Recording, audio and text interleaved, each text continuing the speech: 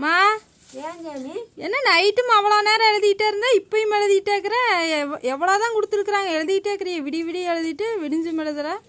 அது ஏகப்பட்டது எழுத்து வேலை இருக்கு சாமி. வெயிட் எடுத்து எடை உயரம் பார்த்து ஹைட் வெயிட் எடுத்து குழந்தைகளுக்கு கரெக்டா எல்லாம் நோட்ல முதல்ல பில்லப் குறிச்சு வச்சிருக்கிறேன். அதை வந்து ரெண்டு செல்போன் 2 சென்டர் பாக்குறேன்னா 2 செல்போன்லயும் பூரா நேத்து நைட்டுக்குள்ளேயே முடிச்சிடணும். நாங்க 3 நாள் தான் டைம் கொடுத்துருக்கோம். சரி குடு, நானாவது எழுதி தரேன்.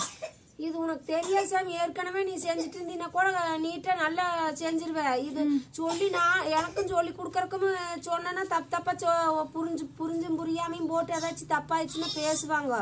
என்னது எனக்கே புரியாதா? படிச்சிருக்கிற எனக்கே புரியாதா? படிச்சிருக்கிற சாமி எல்லாம் நல்லா எல்லாம் படிச்சிருக்கிற எல்லாம் வந்து இது வந்து புரிஞ்சுக்கோணும். ஒரு நாள் சொல்லி கொடுக்கணும். இப்படி நான் செல்போன்லயும் எப்படி போடுறது என்கிற சொன்னா டக்குன்னு நீ புரிஞ்சுக்குவேன்.